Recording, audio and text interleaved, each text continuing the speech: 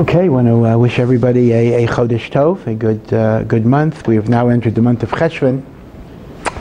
And today I also want to depart a little bit from talking about the Parsha, although Parsha Noach is obviously very interesting. But I want to talk a little bit about the month of Cheshvan. There is one of the earliest books of Kabbalah that we have is a book that is called Sefer Yetzirah, the Book of Creation. And the book of creation is attributed to either Avram Avinu, and some say it actually goes back to Adam Harishon. And what the Sefer Yetzirah does is, the Sefer Yetzirah creates, or it enumerates the framework through which HaKadosh Baruch Hu created the world through the letters of the Aleph Beis. The Aleph Beis is the spiritual DNA of the universe. And when the letters of the Aleph Beis are combined in certain ways, there are spiritual energies that give rise to all of the different facets of creation. In fact, the Ramban says this is the reason why is the Hebrew language called Lashon HaKodesh, the holy language. So the Rambam, Maimonides, says that the Hebrew language is called the holy language simply because there are no native obscenities in the Hebrew language, meaning sexual functions and excretory functions are all described as euphemisms. That's why even in modern Hebrew, any of the swear words are always Arabic. There are no native profanities within Hebrew. And the Rambam says that is enough for Hebrew to be called Lashon HaKodesh. Ramban does not like that answer because that's really a negative. And the Ramban says that Hebrew is the Lashon HaKodesh, or at least the Lashon of the Torah is called Lashon HaKodesh, because it was through those letters and through those words and through those articulations that God created heaven and earth. And although that could be understood in a very simple way, whenever the Torah says God said, let there be light, he said it in Hebrew. But Kabbalistically, there's a much deeper element, and that is, if you take the letters Or, Aleph, Vav, Resh, the combination of those energies will give rise to light. In fact, this is actually the meaning of the Torah in last week's Parsha described Adam Harishon looking at all of the animals and giving every animal a name. So Mark Twain wrote a parody of that story, and Mark Twain has Eve asking Adam, why did you name that animal a lion? Of course, he's writing it in English. And Adam answered, well, what do you expect? It looks exactly like a lion. What else did you want me to call it?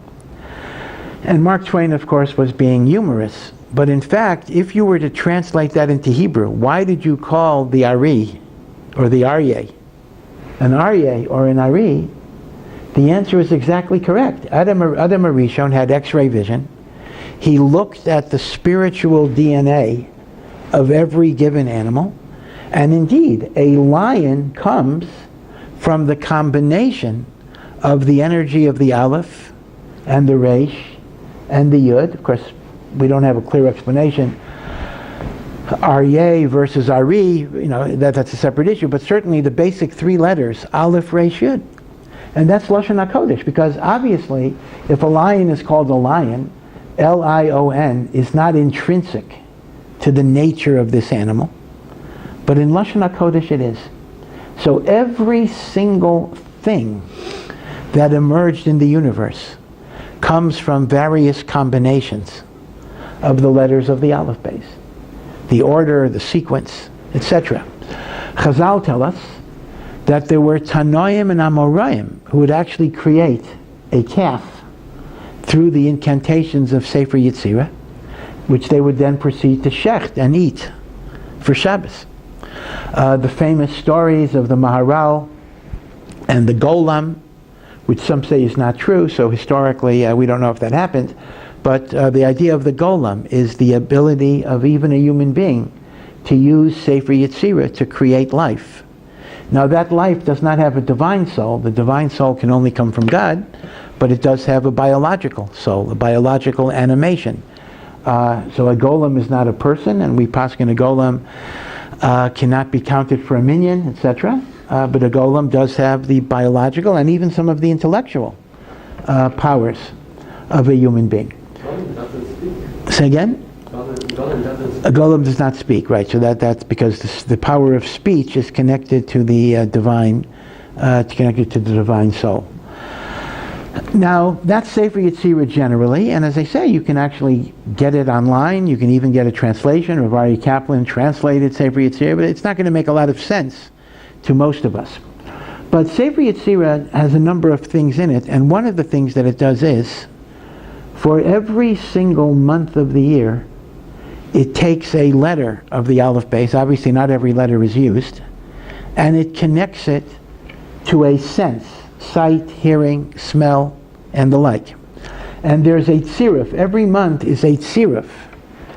Every month is a combination of an Aleph-based letter and a sensory function. So for the month of Cheshvan, Sefer Yetzirah says the following. The month of Cheshvan, Himlich Os Nun al Cheshvan, God took the letter Nun and he made it the dominant king over the month of Cheshvan. And he combined the letter Nun with the chush, with the sense of reach, the sense of aroma. So Nun plus reach is a characteristic of the month of Cheshvan. Now, it happens to be that the month of Cheshvan has a Nun in it, but it has other letters as well. So the question is, what is the connection? What is the basis of Reach and Nun, and why is that connected to thematically to Cheshvan? So Rav Tzadok of Lublin, who actually explains this for every single month, the particular significance, offers a very, very interesting explanation. Nun is a letter that is symbolic of Nefilah, falling down. We know this from a famous Gemara where Rav Yochanan explains, why is there no Nun in Ashrei? Right? Ashrei is an alphabetical acrostic. Every pasuk of Ashrei begins with a letter of the Aleph Beis. Right? Aleph Beis Aramimcha Hashem B'chal Yom Avarcheka. But then when we have the Mem, Malchuscha Malchus Kol Olamim, the next verse is not a Nun, as you would expect. It is a Samach. It goes from Mem to Samach, and it skips Nun. So Rav Yochanan says, why is there no Nun in Ashrei? I should clarify that.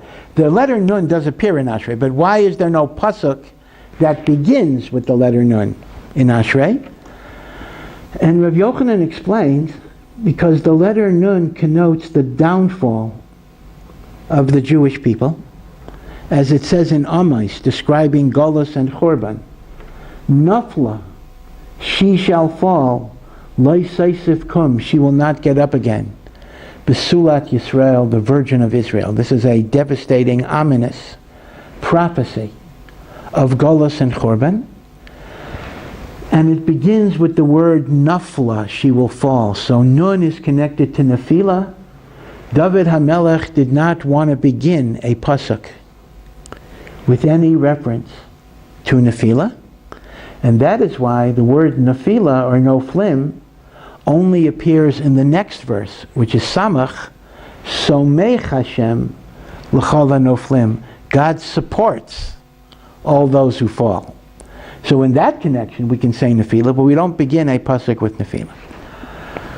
This is a statement of Rav Yochanan in Maseches Brachos. Now, there are 3 points I want to make about that statement before we go to the main discussion.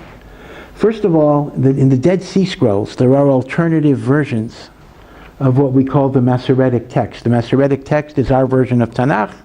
It's called Masoretic because it's Masorah. It is handed down from tradition all the way going back to Moshe Rabbeinu.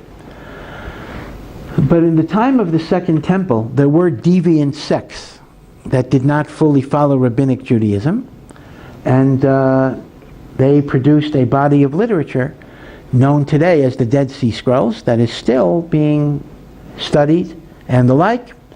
And in addition to their own literature, they also have alternative versions of some books of the Bible.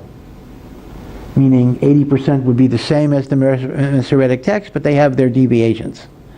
So two interesting deviations are, in their version of the book of Esther, the name of God is mentioned, although it's not mentioned in our version. By the way, people might say, well, how do you know our version is right and their version? No, the answer is this. The answer basically is that, and historians will tell you this, when you have two versions of a text, the less logical version is more likely to be the accurate one. Meaning to say the following: in a book of Tanakh, you would expect the name of God to be mentioned. So if I have two versions of a Sefer, one mentions the name of God, one does not mention the name of God, it is much more plausible that the original version didn't mention God for some reason, and somebody later wanted to correct it to make it look more logical, because the other sequence doesn't make sense. If you had a version that had the name of God, who on earth would produce a version that didn't have the name of God? That makes no sense at all. So in a sense, historians will actually tell you the implausibility of a text is actually proof that it probably was the more accurate one, because it doesn't make sense that you would go from the plausible to the implausible.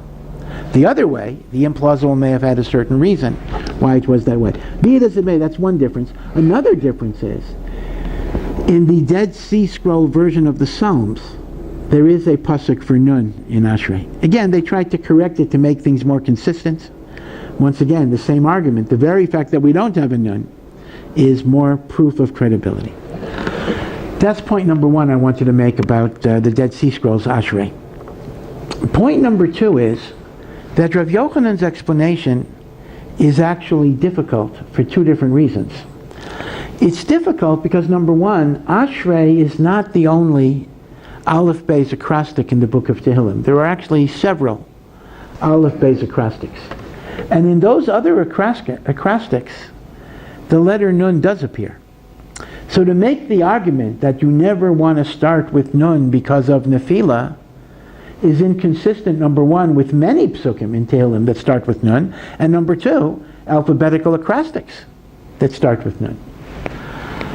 The third point is that, yes, it's true that Nun can have a negative connotation of Nephila, but all words, there are good words start with Nun, and there are bad words that start with Nun. You can take any letter, and you can make it a good word or a bad word. So it's not so clear why Nun is so linked to Nephila that it doesn't have any chance for admission in the beginning of a verse.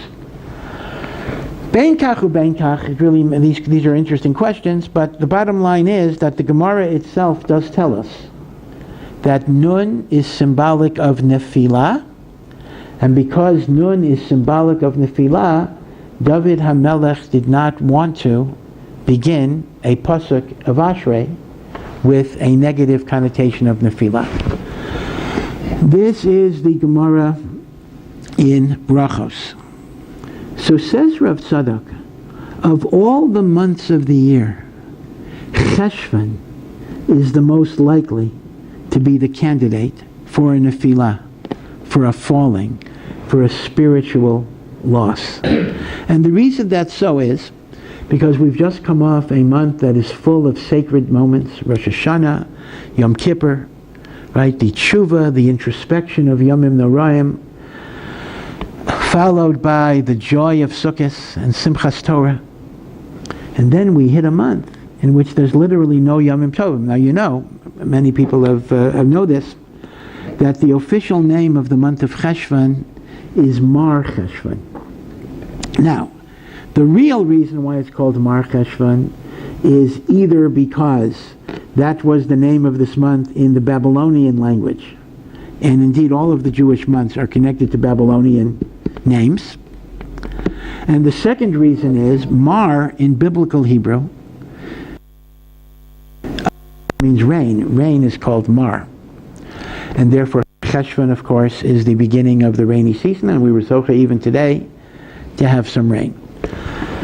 So those are the two main reasons. But there's a folk etymology that people often say, which is not from Chazal, that Mar means the bitter month of Cheshvan.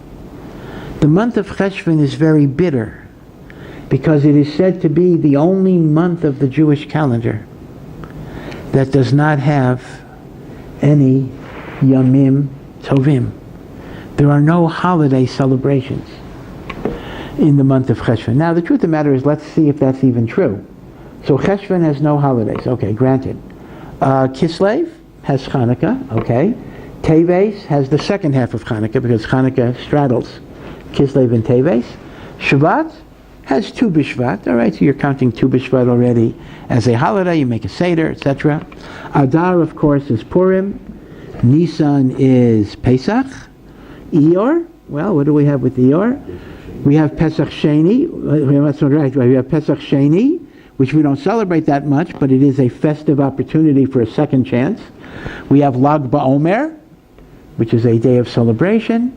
And if you are a Tzioni, we have Yom HaAtzmaut, as well as Yom Yerushalayim on the 5th of Iyar and the 28th of Iyar, which are also days of celebration.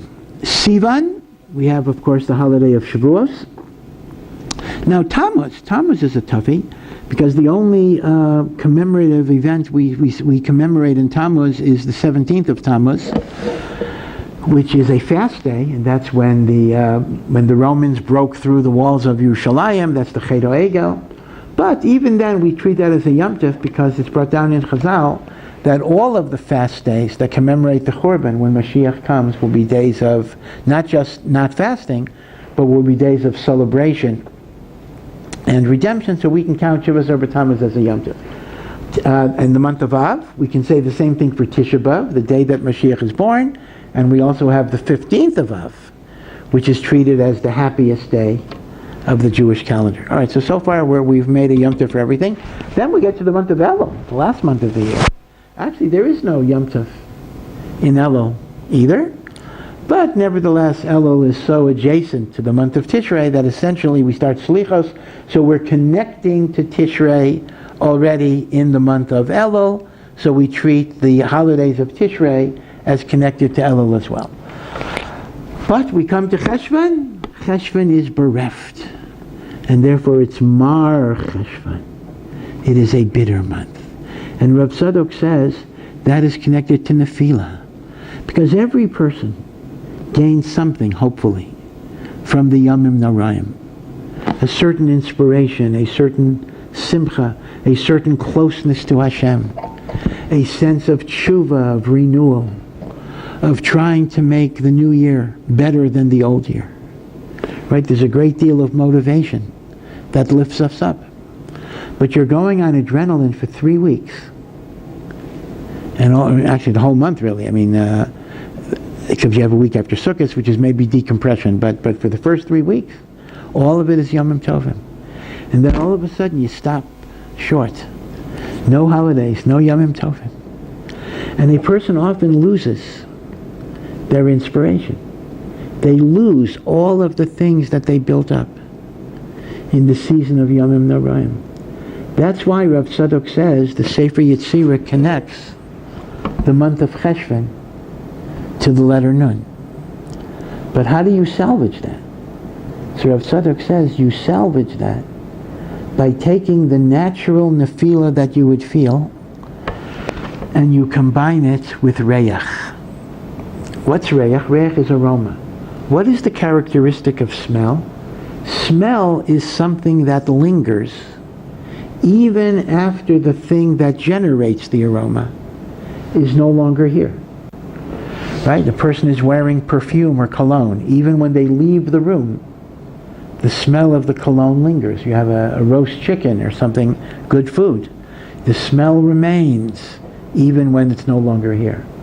So although it's true, Rav Tzadok says, that Cheshvan doesn't have any Yomim Tovim, Cheshvan has the reyach of the Yomim Tovim. There is a lingering spiritual essence in the air. It's not a physical smell. You don't necessarily smell anything physical. But spiritually, it is like a reyach that lingers. And you still connect to the holiness of the Moadim by trying to tap into that reyach. Now, in many ways, you could actually argue that Cheshvan is the most important month of the year, because it is the very ordinariness of Cheshvan that determines whether we have truly been transformed by the Yomim Noraim and Sukkos. It's been said that Rabbi Yisrael Salanter once remarked, somebody once said to Rabbi Yisrael Salanter, describing a certain yeshiva student, this yeshiva student has gone through Shas, gone through the Talmud 3 times. Rabbi Yisrael Salanter said, I'm much more interested to know how many times has the Talmud been through him. He's gone through the Talmud, but has the Gemara changed him? Has it transformed him? Is he a different person? Well, we could say the same thing about all the Yomim Tovim. We've been through many Yomim Tovim. That's wonderful. But how many Yomim Tovim have been through us? Have we been transformed? Now, the fact that we are inspired during the Yom Tov does not prove there's been permanent or internal change. The Chazon Ish once gave a beautiful mashal. The Chazon Ish said, if you have a pot of water that's boiling on the fire, and the pot of water boils over, you cannot really tell if the pot was full or the pot was half empty, because even a half empty pot is going to spill over when it's on the fire. The only way you can really know how full the pot is when you take it off the fire and it's no longer boiling. If it still spills over, that shows you that it's full. The Chazon Ish says, the fact that I'm inspired when I'm celebrating a Yom Tov, that doesn't mean I'm full with holiness. I might be mainly empty, but I'm on a fire, so I bubble over.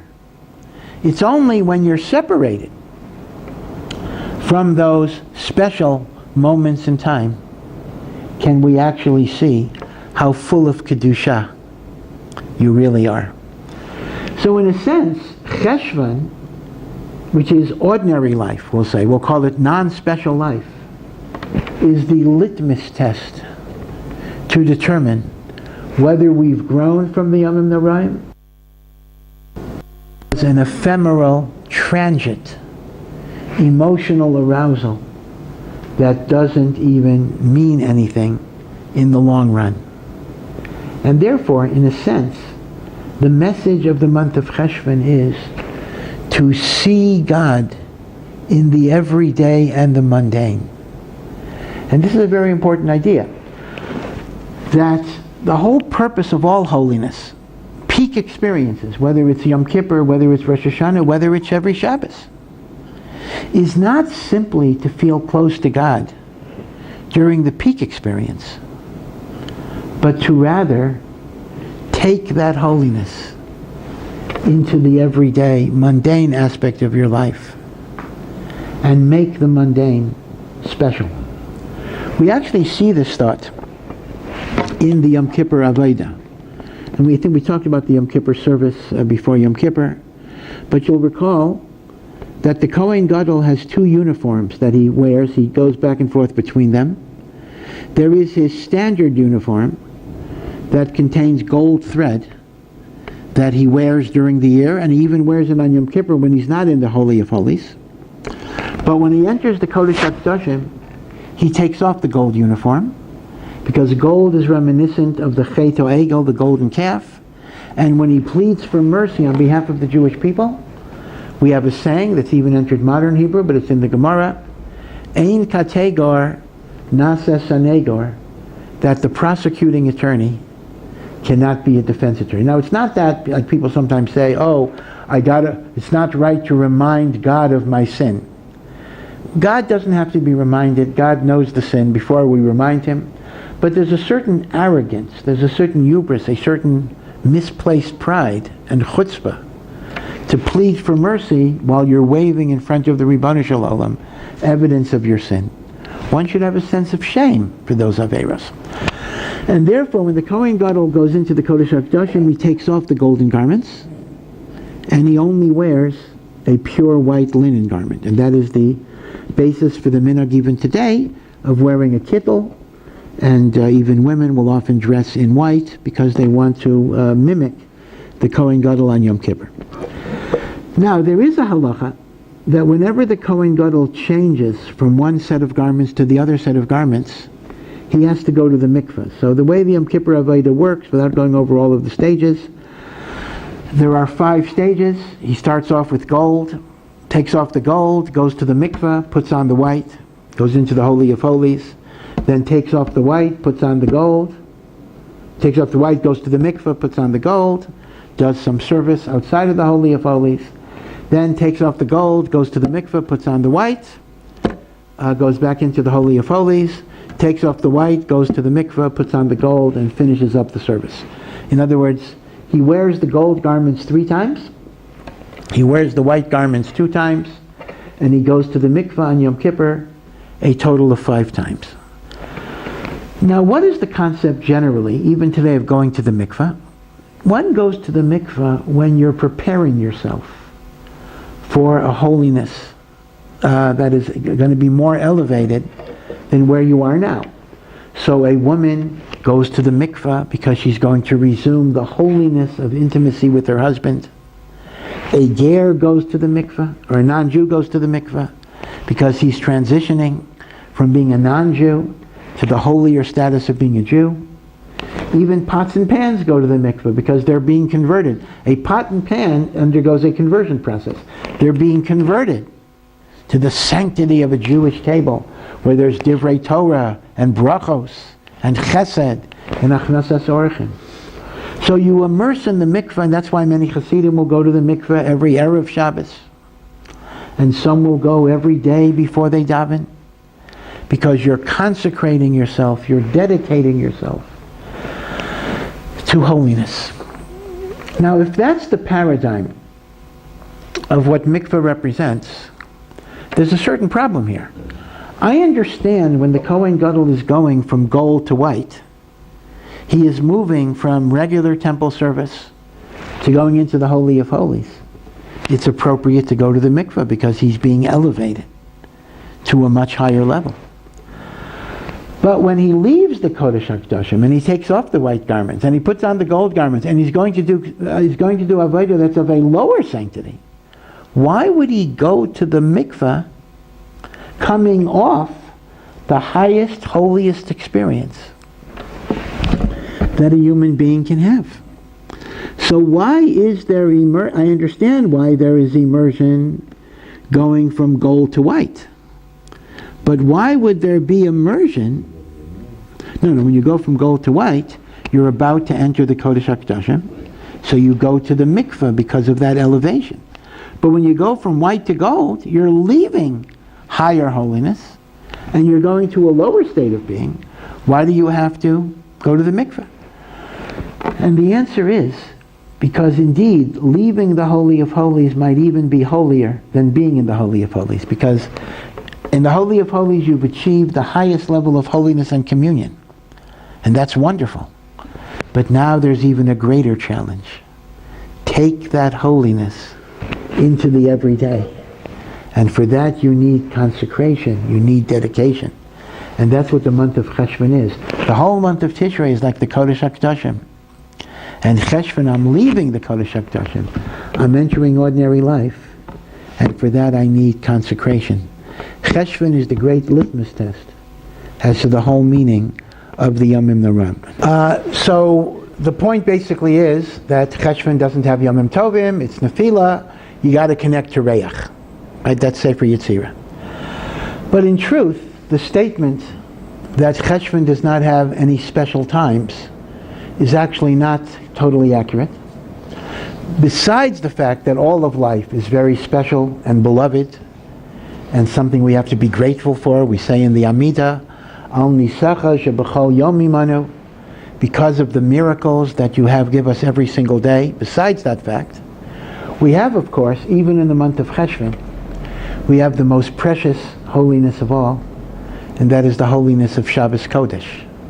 Right? The month of Cheshvan has 4 Shabboses in it. Now, it's an interesting point. One can actually argue that Shabbos is the holiest day of the Jewish calendar. If you ask most people, what is the holiest day in Judaism? Most people would answer Yom Kippur, and they would point to the fact that Yom Kippur is called Shabbos Shabboson, the Shabbos of Shabbases. That is an argument, and I think that's probably the most common assumption people make. But I can actually give you two proofs that Shabbos has a holiness that is even greater than Yom Kippur. A regular Shabbos has a holiness that is greater than Yom Kippur. Proof number one is that when we had a Beis HaMikdash and the Beis Din administered punishments for Averos, the punishment for desecrating Shabbos is more severe than the punishment for desecrating Yom Kippur. If I desecrated Shabbos on purpose and there were witnesses and I was warned, many technicalities, I actually could get the death penalty. I could be stoned. For Yom Kippur, God will punish the person if he did it on purpose, but there is no death at the hands of a human court. And in the hierarchy of punishments, the Averos that have a Beis Din punishment are more severe than the Averos that only have a heavenly punishment. That is proof number one. Proof number two are the number of people called up to the Torah. On every Shabbos, we call up 7 people to the Torah, plus a maftir. On Yom Kippur, we call 6, plus maftir. Yom Tov, 5. Chol HaMoed and Rosh Chodesh, 4. And a regular Monday and Thursday, 3. Now, clearly, this is a hierarchy based on holiness of time. Right? In other words, if you forget about Shabbos and Yom Kippur, start just from Yom Tov, you clearly see that you're going down in holiness. Yom Tov, 5, Chol HaMoed, Rosh Chodesh, 4, Monday, Thursday, 3. In other words, the holier the day, the more aliyahs you have. Now, if that's the case, why would it be so that Shabbos has 7 and Yom Kippur has 6? The conclusion seems to be inescapable, that the holiness of Shabbos is even greater than the holiness of Yom Kippur. Now, if you're going to then ask me, if that's the case, why is Yom Kippur referred to in the Torah as Shabbat Shabboson, the Shabbos of Shabbases? The answer actually is that in context, that is not referring to holiness. It's referring to restrictions and limitations, meaning on a regular Shabbos, I am restricted from doing work, but I'm allowed to eat. Yom Kippur is a double Shabbos, because not only am I limited in not doing work, I'm also limited in eating and drinking. So Shabbos Shabboson is not a statement, as people often mistakenly think it is, as to relative holiness. It is a statement regarding the magnitude of extra restrictions that Yom Kippur has. But in terms of holiness, Shabbos is even greater. Now, of course it's the case. Of course it is the case that Yom Kippur has a power that Shabbos does not have. The power of forgiving Averos. That is a unique, in other words, there's no question that Yom Kippur has a uniqueness that is not shared by any other day of the Jewish calendar. That much, of course, is true. But in terms of the Kedusha, Shabbos is even greater. So in many ways, we often take Shabbos for granted because it comes so often. And, we look at Yom Tov as really, really special. And we don't always pay attention to the magnitude of what Shabbos Kodesh is. Now, those of you that have davened in Hasidic shuls may remember or may have noticed that the mincha of Erev Shabbos, which means the mincha before, Friday afternoon mincha. Now it's interesting. Technically, the mincha of Friday afternoon is a weekday davening. It's not a Shabbos davening. And we daven it like a regular mincha. But if you've ever been in Hasidic shtibels, you'll notice there's a certain Shabbos flavor to that mincha. That mincha is already treated as almost the beginning of Shabbos, the precursor of Shabbos. I remember the Bosner Rebbe in Boston. This is the father of the present Bosner Rebbe. This is Rabbi Yitzchak Breitowitz, who came to Eretz Yisrael, but when I lived in Boston, he was in Boston, and he always took for himself, the Rebbe himself always davened the mincha of Friday afternoon. And you may notice that they recite a long kapitel of Tehillim before Ashrei in that Friday afternoon mincha. and that is Tehillim Kuf Zayin 107. That begins with the words Haydu Lashem Ki Tov. It's not a hollow one; it's a different one, and it goes through different things. And it is said, this is not an Ashkenazic or Sephardic. Ashkenazim don't do it, and Sephardim don't do it. Only Hasidim do it. It is said to be a minhag, a takana, of none other than the Baal Shem Tov himself, that the last prayer before you enter Shabbos should be prefaced with this Tehillim Kuf Zayin. Now, Tehillim Kuf Zayin is actually halachically, a very important kapitel, because Tehillim Kuf Zayin talks about people who are going through difficult predicaments. It mentions the person who is wandering in the desert and is in risk of dying of starvation. It mentions the person that is lost at sea in the turbulence of a storm. It mentions the person that is released from prison. It mentions the person that is ill and on the verge of death. And in all four of those cases, God redeems them, and there's a refrain, a chorus. Yaidu Lashem Chasto. They shall express their gratitude to God's kindness. V'nifla osav lifnei Adam. And the wonders that He's done for people. And from this kapitel, from this chapter of Tehillim, Chazal derive the categories for what is called Birkas HaGomel, right? There's a bracha that is recited when you have been saved from a danger. You have to recite it in front of a minyan, or 9 other people at least. Baruch atah Hashem Elokeinu melech haolam, HaGomel l'chayavim tovos. God has done good to the undeserving, Shagamolani kol tov, that you've done good for me. And that is derived from Tehillim 107. That's what the Gemara says. Arba tzrichim lahodos. There are 4 categories that have to give gratitude. The one that is lost in the desert, the one that was in a sea voyage that may have been dangerous, a person who was in prison, and a sick person. We don't mean a person's tongue has a cold, but if God forbid, a person, Corona is an interesting question. Actually, Corona will raise interesting Gomel questions. Obviously, if somebody was hospitalized, and God forbid on a respirator, 100% they have to recite Birchas HaGomel. If you have the 24-hour sniffles, so to speak, and you basically just have the very minor symptoms of a bad cold, and it passes, and you didn't have to leave your house, then you wouldn't, right? But certainly if someone is seriously ill, you recite Gomel. So Kapitel Kuf Zayin is a very important kapitel. It is the whole foundation of the idea of thanking Hashem for deliverance from danger. And it's even the source of needing a minyan, because it says there, V'romamuha, you glorify God b'kahal am, in a multitude of a congregation. So it's a very important chapter. But what on earth does it have to do with Shabbos? It doesn't talk about Shabbos, unlike Tehillim 92, which we're going to recite in Kabbalah Shabbos. Mizmor Shir Liyom HaShabbos. By the way, that also isn't talking about Shabbos, but at least it's prefacing a song for Shabbos. That's a whole other talk. Why is that a song for Shabbos? But that is a designated song for Shabbos, whatever the reason.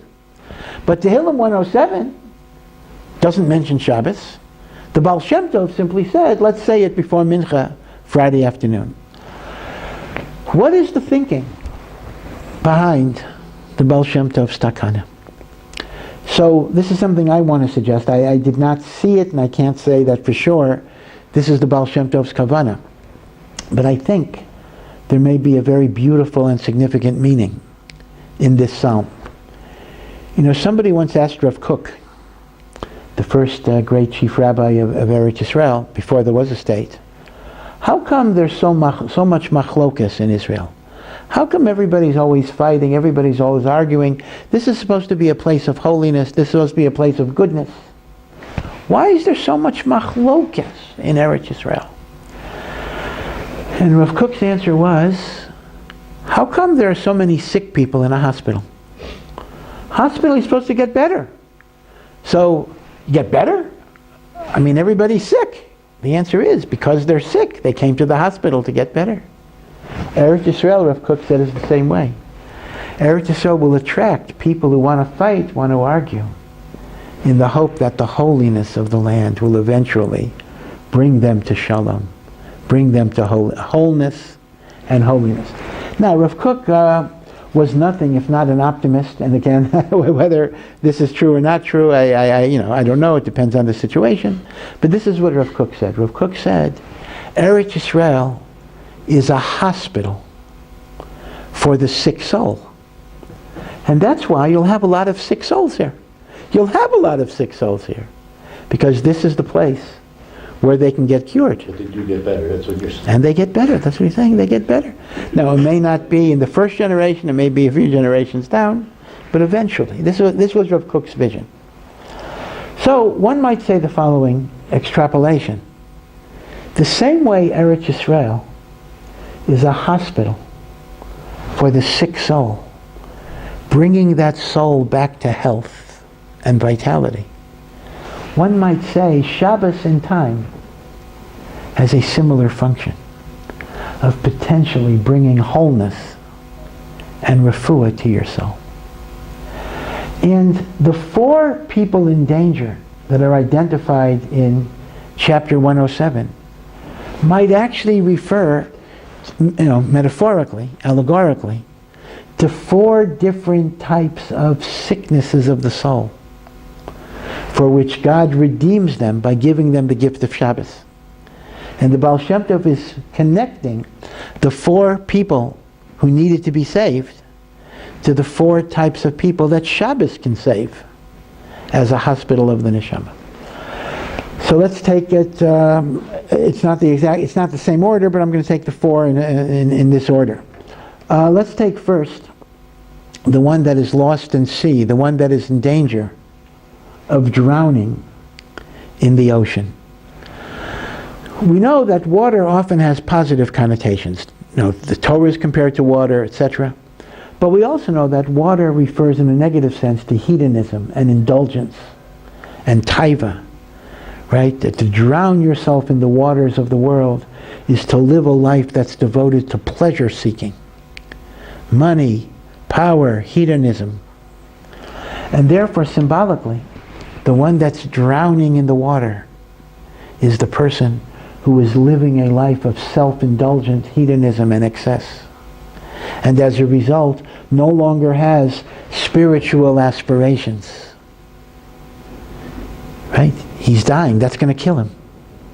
That is a form of drowning. It's not physically drowning, but spiritually, your soul is drowning in the rat race, in the American dream, in the Tel Aviv dream, whatever you want to call it.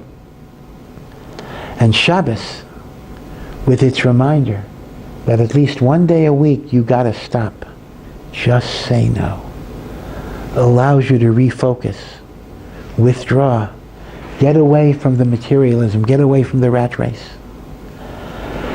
Think about what your life is about. Right? So that's category 1. Category 2 is the person who is sick and recovers. Now the Rambam explains in his introduction to Pirkei Avos, called Shmona Prakim, the 8 chapters. It's interesting. Pirkei Avos is only 5 chapters with a 6th edition. The Rambam's introduction is 8 chapters, so the introduction has more chapters than the book that it's introducing. But the Rambam actually uses a medical model to describe negative character traits. He says if a person is consumed with negativity, anger, selfishness, laziness, arrogance, these are sicknesses of the soul. And one needs strategies of medicine, spiritual medicine, to heal those infirmities. So when we talk about a person who is sick, we don't only mean physical sickness, but a person could be sick with negativities, resentments, hatreds, angers, selfishness, egotism. And here too, the peace of Shabbos can bring him out of that sickness. In other words, that's God's redemption. That's what the Baal Shem Tov's insight is. That Shabbos is God's way of redeeming the hedonist, of helping the negative person become more positive and affirming about life. But then we have a third level of danger, and that is the person that is in prison. Now that's a little different. That's a person, unlike the sick person, who feels negativity very strongly. The imprisoned person is so locked into himself that he no longer feels anything. He feels neither love nor hate. He's simply dead inside. That's a deadness of the spirit. He's in jail. He's imprisoned. He is locked in within himself. And there too, Shabbos can be his redemption. And the final one is the person that's wandering the desert. Now when you're wandering the desert, what you're looking for is water. But it's going to be hard to find water because it's a desert. So this refers not so much to a sickness.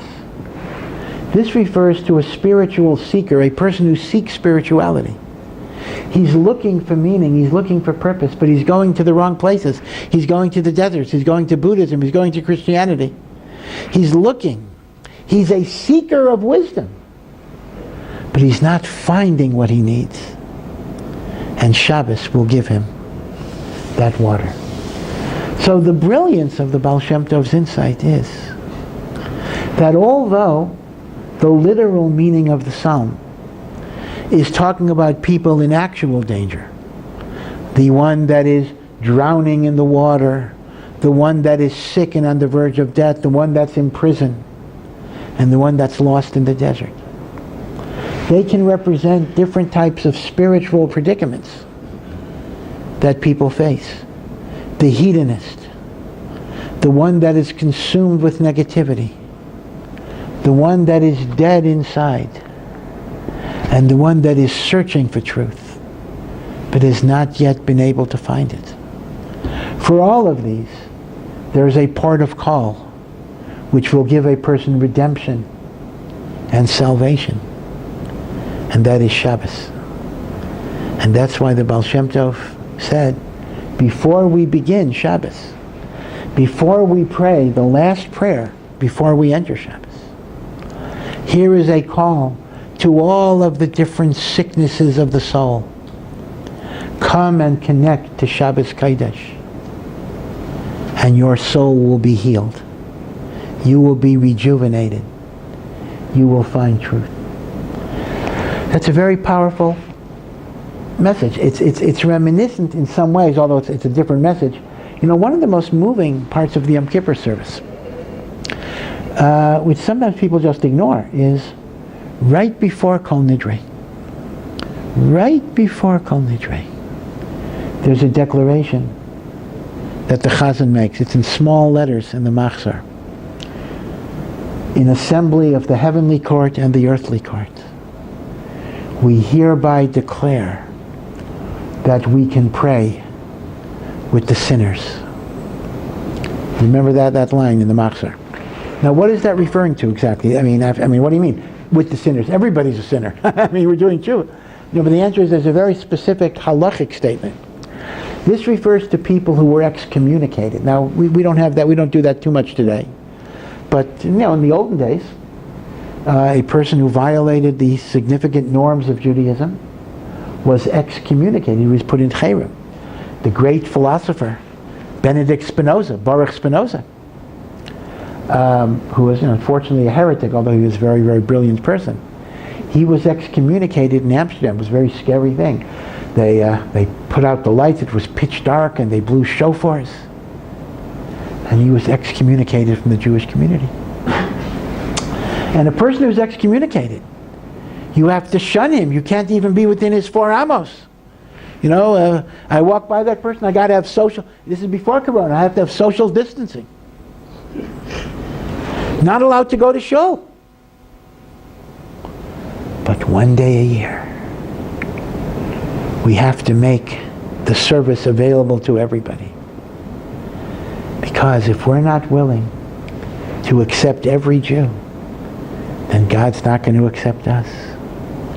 And before we start Yom Kippur, we have a formal declaration that the Beis Din in Shemayim agrees to, and the Beis Din on earth agrees to, that every person, every Jew, enters the shul for Yom Kippur service. All chayrims are off this day. It's an invitation, in other words, that everybody should come. So the Baal Shem Tov's recitation of Tehillim is kind of doing the same thing, in which Shabbos is about to start. Everybody, come, connect. The sicknesses might be different, but the medicine works for all of them. And this is the idea that even in Cheshvan, we have Shabbos. Now the thing to remember about Shabbos is there is a famous rabbinic teaching that he who prepares on Erev Shabbos, he who prepares on Friday, will be able to eat on Shabbos. Now, literally, that of course is true. You either have to cook food before Shabbos, or buy food, or get invited to somebody's house. If you don't do one of those three, you will not have food for Shabbos.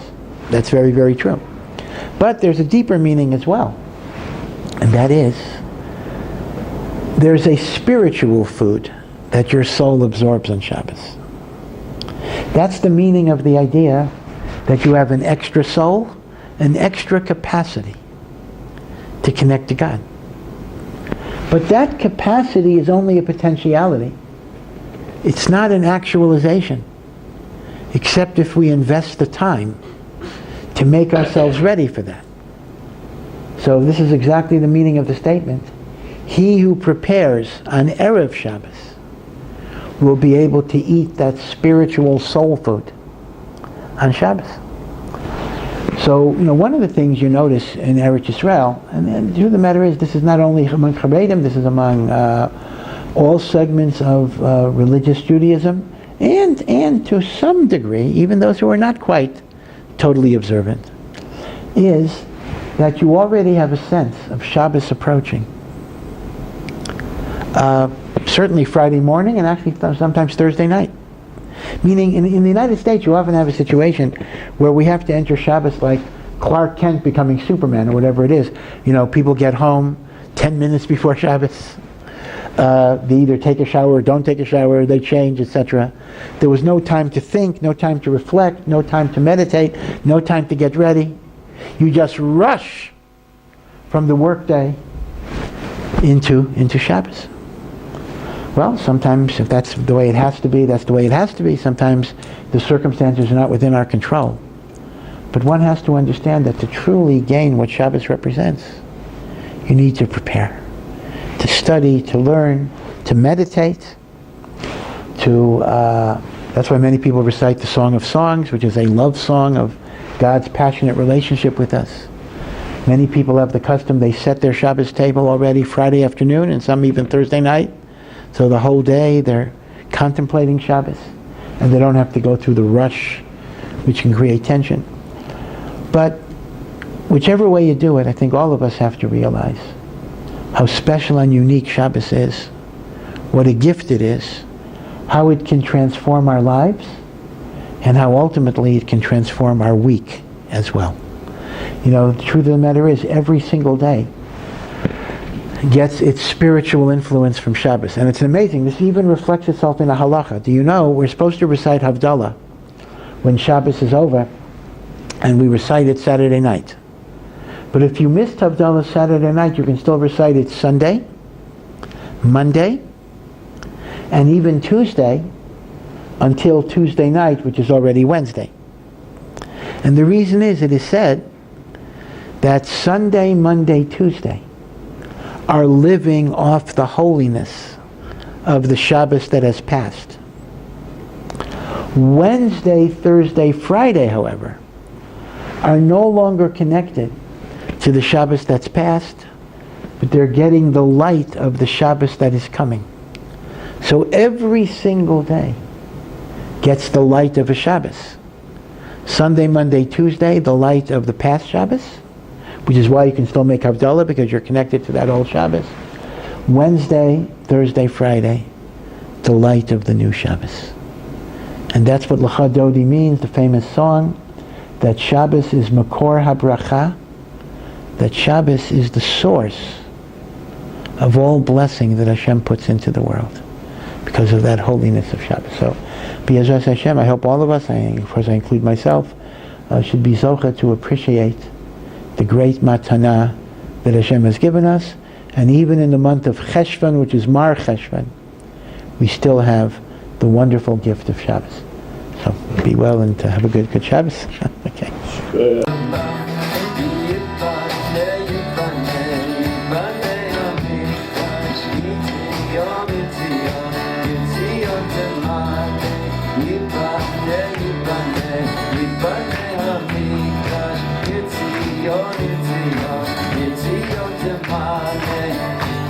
Shama Shir